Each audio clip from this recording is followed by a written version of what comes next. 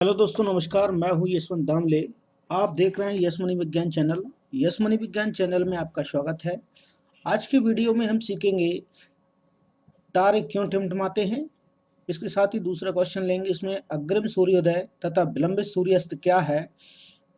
इसके साथ ही टिंडल प्रभाव क्या है और स्वच्छ आकाश का रंग नीला क्यों होता है।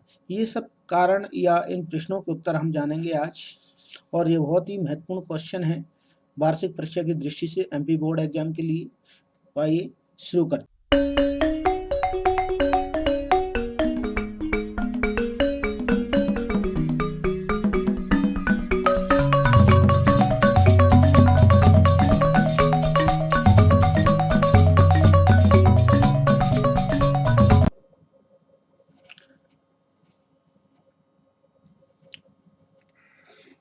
तारों का टिमटिमाना या तारे क्यों टिमटिमाते हुए प्रतीत होते हैं, इसका मुख्य कारण हम आज जानने का प्रयास करेंगे। तो यहाँ पर जब अंतरिक्ष में जो तारे हैं, वास्तव में यहाँ पर आपको दिखाई दे रहे हैं, इस प्रकार से मैं आपको ये गोलेंडर बता रहा हूँ। ये वास्तव में जब हम देखते हैं धरातल से, जब व्यक्ति यहाँ पर देखता है, तो वह तारे वास्तव में अपनी स्थिति से कुछ ऊपर की ओर हटकर दिखाई देते हैं। अपनी मूल स्थिति से कुछ स्थिति को परिवर्तित करके दिखाई देते हैं। इसे कहते हैं अपन आभासी स्थिति, जिसके कारण वह हमें टिमटिमाते हुए दिखाई देते हैं। इसका प्रमुख कारण ये हुआ कि नीचे जब तारों से प्रकाश नीचे की ओर आता है, तो अभिलंब की ओर लगातार अपवर्तित होता रहता है, झुकता रहता है, जिसके कारण वो हमें कुछ दूर हटता हुआ प्रतीत होता है अपनी मूल स्थिति। यहाँ से सीधी रेखा यदि खींचेंगे तो इस प्रकार से यहाँ पर आएगा। ठीक है, अपने एक बार इसे देख लेते हैं। तारों के प्रकाश के वायुमंडलीय अपवर्तन के कारण ही तारे टिमटिमाते हुए प्रतीत होते हैं। इसमें क्लियर लिखा है, पृथ्वी के वायुमंडल में प्रवेश करने के पश्चात पृथ्वी के पृष्ठ पर पहुंचने तक तारों का प्रकाश निरंतर अपवर्तित होता रहता है। मीन्स कभी ज्यादा अभिलंबी की ओर झुक जाता है, कभी दूर हट जाता है। इस प्रकार से उनमें परिवर्तन लगातार होता रहता है प्रकाश किरणों में, जिसके कारण वो अपवर्तित होती रहती हैं। अपवर्तन की प्रक्रिया में हम अपवर्तन समझ चुके हैं कि प्रकाश किरणें जब अभिलंब की ओर, प्रकाश किरणें जब विरल माध्यम से सघन माध्यम में प्रवेश करती हैं, तो वह अभिलंब की ओर झुक जाती हैं, जैसे कि हम पहले पढ़ चुके हैं। यदि कोई प्रकाश किरण, ये देख रहे हैं, ऊपर से चलकर आ रही, विरल माध्यम से चलकर आ रही है, तो वह अभिलंब की ओर सघन माध्यम में प्रवेश करने पर झुक जाएगी। यदि दूसरा माध्यम भी नहीं बना हुआ है, तो यदि वो विरल माध्यम है, तो वह अभिलंब से दूर हट जाएगी। और नीचे वाला फिर यदि कोई सघन माध्यम है, तो अभिलंब की ओर झुक जाएगी। इस प्रकार का पैटर्न ये लगातार चलता है। यहाँ पर यदि कोई विरल माध्यम है, ठीक, ये सघन माध्यम है, फिर विरल माध्यम, सघन माध्यम है। इस प्रकार से ये यहाँ पर कंडीशंस बनती है कि अभिलंब से दूर हटेगी या झुकेगी। वो माध्यम के ऊपर डिपेंड करता है, क्योंकि आकाश से लेकर धरातल के बीच में जो भी वायु है, वह वास्तव में एक समान स्तर में बटी नहीं है, विभिन्न विभिन्न वायुदाब पेटियों में बटी होती है, जिसके कारण वह कहीं विरल माध्यम होता है, कहीं सघन माध्यम का काम करती है। ठीक है, तो जिसके कारण प्रकाश किरणें कभी अधिक अपवर्तित होती हैं, कभी कम, अर्थात वे अपवर्तित जरूर होती है, वे निरंतर अपवर्तित होती रहती हैं। इसीलिए लिखा गया है प्रकाश का निरंतर अपवर्तित होता जाता है। ठीक है, इसी कारण अगर 1-2 नंबर में क्वेश्चन आया तो सीधा लिख देंगे आप कि तारों के प्रकाश के वायुमंडलीय अपवर्तन के कारण तारे टिमटिमाते हुए प्रतीत होते हैं। ठीक है ना, आप यहाँ लिखेंगे पृथ्वी के वायुमंडल में प्रवेश करने के पश्चात, पृथ्वी के वायुमंडल में प्रवेश करने के पश्चात किसके, प्रकाश किरणों के, पृथ्वी के पृष्ठ तक पहुंचने तक तारे का प्रकाश निरंतर अपवर्तित होता रहता है।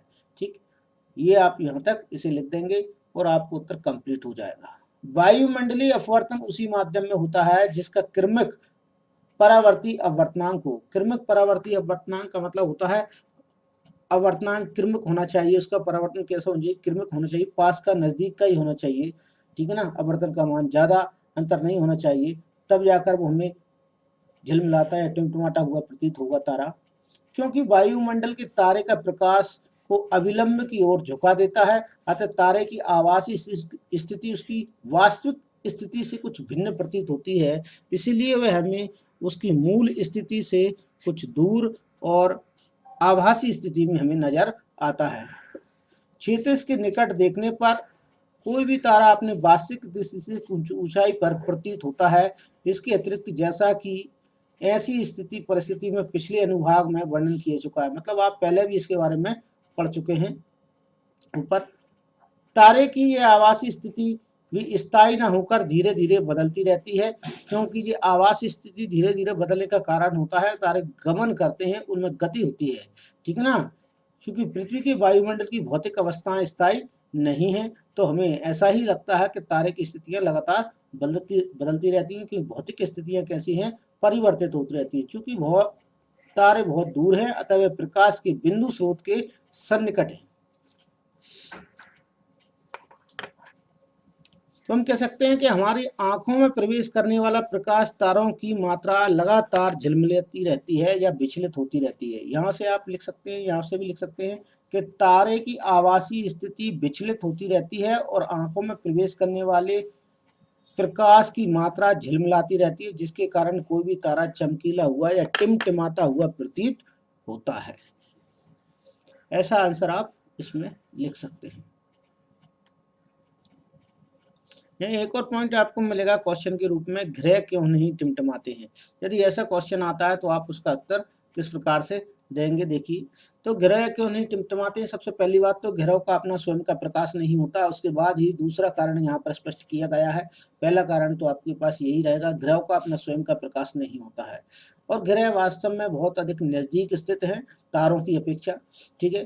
तो ग्रह तारों की अपेक्षा पृथ्वी के बहुत अधिक पास है, इसीलिए उनको विस्तृत स्रोत की भांति माना जा सकता है। विस्तृत का मतलब होता है बड़े स्रोत की भांति माना सकता है। यदि हम ग्रहों को बिंदु साइज के अनेक प्रकाश स्रोतों का संग्रह मान लें, अर्थात बिंदु स्रोतों का संग्रह मतलब बहुत सारे बिंदु स्रोत मिलकर एक ग्रह को बना रहे हैं, एक बड़ा साइज बना रहे हैं इस प्रकार से। तो सभी बिंदुओं से जो प्रकाश निकल कर आ रहा है, उन बिंदुओं से जो भी प्रकाश निकल कर आता है, वो जो अपवर्तित होता है, उनका संपूर्ण अपवर्तन जो हो रहा है प्रकाश का, वो कैसा मान लिया जाए, औसत रूप से नगण्य मान लिया जाए कि संपूर्ण परावर्तन कैसा है, नगण्य है ये। तो बिंदु साइज के प्रकाश स्रोतों से हमारे नेत्रों में प्रवेश करने वाले प्रकाश की मात्रा में कुल औसत परिवर्तन मान शून्य होगा।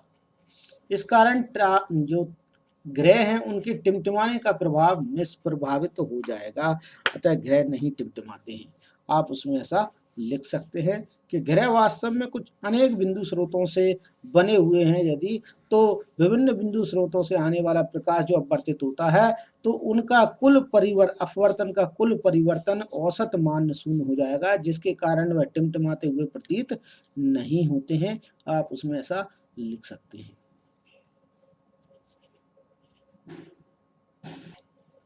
एक मोस्ट क्वेश्चन के रूप में चलता है, अग्रिम सूर्योदय तथा विलंबित सूर्यास्त क्या है। ये बहुत ही महत्वपूर्ण क्वेश्चन के रूप से चलता है, परीक्षा में आता है, बार बार पूछा जाता है, तो ये क्वेश्चन आप अच्छे से तैयार कर लें, ठीक है। तो इसमें आपको ये बताया गया है कि वायुमंडलीय अपवर्तन के कारण सूर्य हमें वास्तविक सूर्य उदय से लगभग 2 मिनट पूर्व दिखाई देने लगता है तथा वास्तविक सूर्यास्त के लगभग 2 मिनट पश्चात तक दिखाई देता रहता है। ये कंडीशंस हैं वास्तविक अग्रिम सूर्योदय की और विलंबित सूर्यास्त की। तो आपको ये यहाँ से क्वेश्चन उठाना है और उसका उत्तर कंप्लीट हो जाएगा, ठीक है।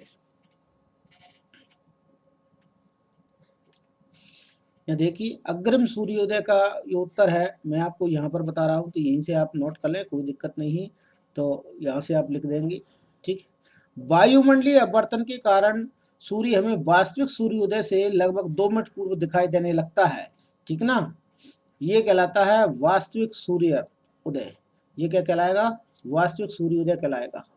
इसकी परिभाषा यहाँ कंप्लीट हो जाएगी, ठीक है। अगर विलंबित सूर्यास्त आता है तो आप उसे यहाँ पर लिख देंगे। आपको यहाँ पर अग्रिम सूर्योदय है तो अग्रिम सूर्योदय का उत्तर आप यहाँ तक कंप्लीट कर देंगे। ये लाइन पूरी रहेगी इसमें, ठीक है ना, यहाँ से और ये यहाँ तक है, ये लाइन कंप्लीट हो जाएगी। इसके बाद आपका विलंबित सूर्यास्त आता है, तो विलंबित सूर्यास्त के लाने आप लग सकते हैं वास्तविक सूर्यास्त के लगभग 2 मिनट पश्चात तक दिखाई दे रहता है वो सूर्यास्त, वो कहलाता है विलंबित सूर्यास्त। तो यहाँ से आप क्वेश्चन को आंसर को लिख सकते हैं, और ये बहुत ही महत्वपूर्ण क्वेश्चन है IMP, ठीक है ना। ये क्वेश्चनों को आप तैयार कर लें, आंसर को।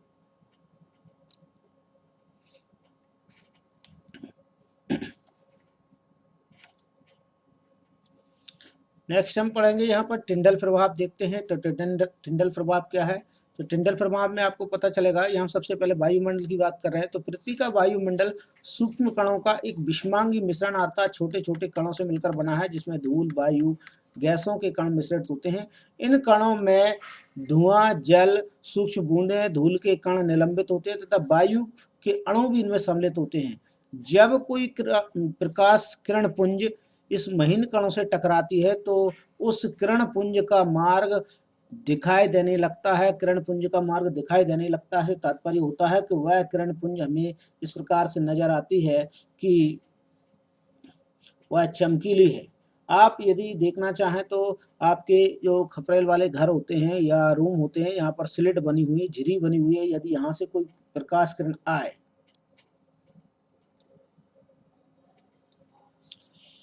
ये देख पा रहे हैं टिंडल प्रभाव के लिए मैं आपको बता रहा हूँ एक उदाहरण के तौर पे। जैसे यहाँ कोई ये बॉक्स है और इसमें एक सॉल्यूशन है, विलयन लिया गया है इसमें, ठीक है ना। अब जैसे ही इस विलयन में कोई भी प्रकाश किरण पुंज यदि गुजरती है इस विलयन से, सपोज दैट मान लीजिए कि ये कोई प्रकाश किरण पुंज है, यहाँ से गुजरने वाली है, ये देखिए, और दूसरी ये ले रहा हूँ तो यहाँ से देखिए आप, तो यहाँ पर ये कोई प्रकाश किरण पुंज है, यहाँ पर ये गुजरेगी और ये मैं लेंस की सहायता से उसे गुजारने का प्रयास करूंगा। तो यहाँ पर मैं लेंस बना देता हूँ, ये देखिए। तो इस प्रकार से यहाँ इस मार्ग के बीच में जो भी विलयन के अंदर पार्टिकल्स होंगे, कण होंगे, वो हमें दिखाई देने लगेंगे इस समय पर। तो ये एक प्रकार से टिंडल प्रभाव का उदाहरण रहेगा। तो प्रकाश किरण के मार्ग में जो भी कण आते हैं उन्हें वह दृश्य बना देता है, क्योंकि उनसे प्रकाश टकराता है और उनके कारण वह हमें दिखाई देने लगते हैं, दिखाई देना प्रतीत हो जाते हैं। यही घटना टिंडल प्रभाव के नाम से जानी जाती है। तो आप इसमें लिखेंगे कितना, मैं आपको बता देता हूं। तो यहाँ पर आप लिखेंगे कि यदि जब कोई प्रकाश किरण पुंज महीन कणों से टकराती है, वो महीन कण कोष्टक में आप लिख देंगे, महीन कणों को लिख देंगे, धूल के कण, जल की सूक्ष्म बूंदे, धूल के कण, वायु के कण सम्मिलित हैं, यहाँ पर से टकराती है तो उस किरण पुंज का मार्ग प्रदीप्त हो जाता है या दिखाई देने लगता है। इन कणों से विसरित प्रकाश परावर्तित होकर हमारे पास तक पहुंचता है, ठीक। और यही घटना प्रकाश का प्रकीर्णन या टिंडल प्रभाव के नाम से जानी जाती है। टिंडल प्रभाव में प्रकाश किरण पुंज के मार्ग में जो भी कण आते हैं वे हमें दिखाई देने लगते हैं, अर्थात प्रदीप्त हो जाते हैं, ऐसा आप। इसके बाद अगला क्वेश्चन था हमारा, स्वच्छ आकाश का रंग नीला क्यों होता है? तो स्वच्छ आकाश का रंग नीला होने का मुख्य कारण यहाँ दिया गया है, उनकी प्रकाश वर्णकों के ऊपर निर्भर करता है, रंग की तरंग दैर्ध्य के ऊपर निर्भर करता है। यहाँ देख लेते हैं इस प्रकार से कि वायुमंडल में वायु के अणु अत्यंत सूक्ष्म कणों का साइज दृश्य प्रकाश की तरंग दैर्ध्य के प्रकाश की अपेक्षा नीले वर्ण के क्रम नीले रंग की ओर कम तरंग दैर्ध्य के प्रकाश को प्रकीर्णित करने की अधिक प्रभावी होता है। तो नीले रंग का रंग जो है उसका प्रकीर्णन कम होता है, बाकी सारे रंग की प्रकाश, अब यहाँ देखेंगे हम एक और दिया है, लाल वर्ण की प्रकाश की तरंग दैर्ध्य नीले प्रकाश की अपेक्षा लगभग 1.8 गुना होती है। लाल रंग प्रकाश की तरंग दैर्ध्य नीले प्रकाश की अपेक्षा 1.8 गुना तरंग दैर्ध्य अधिक है। और अतः जब सूर्य का प्रकाश वायुमंडल से गुजरता है तो वायु के सूक्ष्म कण लाल रंग की अपेक्षा, क्योंकि लाल रंग का तरंग दैर्ध्य का मान अधिक है, ठीक है ना, की अपेक्षा नीले रंग की छोटी तरंग दैर्ध्य को अधिक प्रबलता से प्रकीर्णित कर देती है। क्योंकि लाल रंग का तरंग दैर्ध्य अधिक है, जो कम तरंग दैर्ध्य वाले प्रकाश अर्थात नीले रंग को प्रकीर्णित कर देती है, और प्रकीर्णित हुआ नीला प्रकाश हमारे नेत्रों तक पहुंचता है। यदि पृथ्वी पर वायुमंडल न होता तो प्रकीर्णन भी नहीं हो पाता। तथा आकाश तब काला। इसीलिए बताया जाता है, यह एक क्वेश्चन लागू होता है कि अत्यधिक ऊंचाई पर उड़ने वाले यात्रियों को आकाश नीला प्रतीत क्यों होता है, क्योंकि वो उतनी ऊंचाई पर प्रकाश का प्रकीर्णन सुस्पष्ट नहीं हो पाता है, क्योंकि हम वायुमंडल सतह को लगभग पार कर चुके हैं, हम क्षोभमंडल को, ठीक है ना। इस कारण से ऐसा प्रतीत होता है कि वास्तव में आकाश काला है, तो वहां पर प्रकीर्णन का प्रभाव स्पष्ट नहीं हो पाता। तो ध्यान देने वाली बात यही है कि वायुमंडल से जब प्रकाश किरणें धरातल पर आती हैं, सूर्य से प्रकाश किरणें जब धरातल पर आएंगी, धरातल से जैसे ही आने वाली जो भी प्रकाश किरणें हैं, उन प्रकाश किरणों में से लाल रंग का जो तरंग दैर्ध्य है वो अधिक तरंग दैर्ध्य है, नीले की अपेक्षा 1.8 गुना अधिक है। इसीलिए वह नीले रंग के प्रकाश को प्रकीर्णित कर देता है, प्रकाश फैला देता है।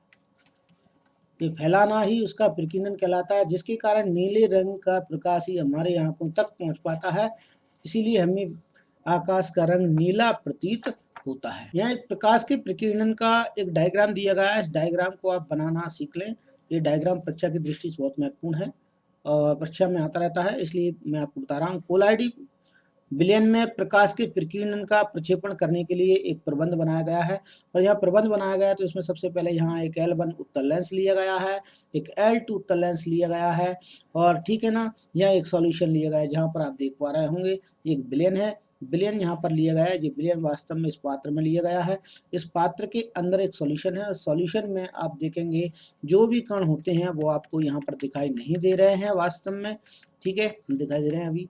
और जैसे ही कोई प्रकाश किरण पुंज इनमें से गुजरता है तो इन प्रकाश किरण पुंज के मार्ग में आने वाला जो भी कण होगा, जो भी घटना यहाँ पर दिखाई देगी, यहाँ पर एक स्लिट लगाई गई है, झिरी लगाई गई, जिसमें एक छोटा हॉल बनाया गया है, ये देखिए, और यहाँ पर गत्ते काट कर और यहाँ से इसे L2 लेंस में से प्रकाश को गुजारा गया है। जो भी प्रकाश यहाँ से गुजर कर आएगा इसे पर्दे पर प्राप्त किया गया है, ये पर्दे पर प्राप्त किएंगे और पर्दे पर यहाँ पर इसका प्रतिबिंब दिखाई देगा, और यहाँ पर इसमें आपको दिखाई देगा किस प्रकार की हलचल यहाँ पर हो रही है।